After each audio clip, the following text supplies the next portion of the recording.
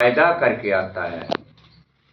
जिस समय जीव माँ की गर्भ अवस्था में एक गंदी थैली में उल्टा लटका हुआ होता है, उस समय भगवान से प्रार्थना करता है कि हे ईश्वर, मुझे इस नरक से निकाल दे, पृथ्वी पर जाकर मैं तेरा भजन करूंगा और कुछ नहीं करूंगा। 9 महीना की घोर तपस्या पूर्ण होकर जब प्रभु हमें उस गर्भ योनि से निकाल देते हैं, पृथ्वी पर आकर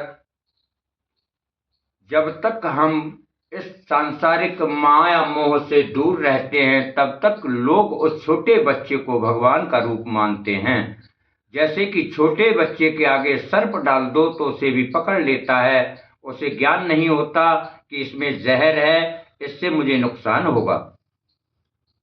इसी तरह से जब उसका पालन पोषण होता है, जवान होता है, घर में उसकी पत्नी आ जाती है, उस समय इंसान 4 पैरों का जिम्मेदार होता है। 4 पैर मृत्यु लोक में पशुओं के पाए जाते हैं। गाय, बैल, भैंस, बकरी इत्यादि के 4 पैर होते हैं। जब इंसान 4 पैरों का जिम्मेदार होता है तो पशु की भांति माया मोह में फंस जाता है। और जब उसके घर में एक पुत्र का जन्म हो जाता है, तब उस पर 6 पैरों का भार आ जाता है। 6 पैर इस पृथ्वी पर भमरी के पाए जाते हैं। फूलों पर मंडराने वाला काले रंग का भमरा 6 पैर का होता है। भमरा का कार्य है प्रातः काल से सायंकाल तक फूलों पर मंडराता है। इसी तरह से प्राणी जब 6 पैरों का जिम्मेदार होता है, एक भमरे की भांति माया मोह में फंस जाता है।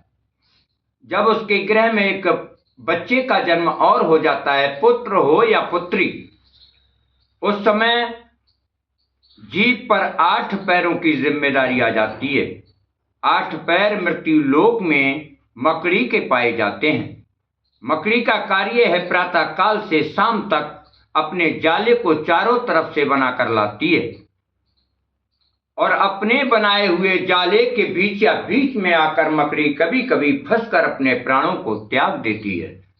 इसी तरह से जीव जब 8 पैरों का जिम्मेदार होता है, ये मेरा, वह मेरा, मकान बनाऊं, दुकान खरीदूं, रिश्तेदार, इन्हीं सब चक्करों में पड़कर मकड़ी की तरह जाला बनाने लगता है और अंत में अपने ही जाले में भटक भटक कर प्राणों को छोड़ देता है। उस ईश्वर को भूल जाता है जिससे हम पैदा करके आए थे, जो हमें खाने को रिज़्क और पीने को पानी देता है। अपने सारे कार्य करते हुए भी प्रभु का नाम नहीं लेते।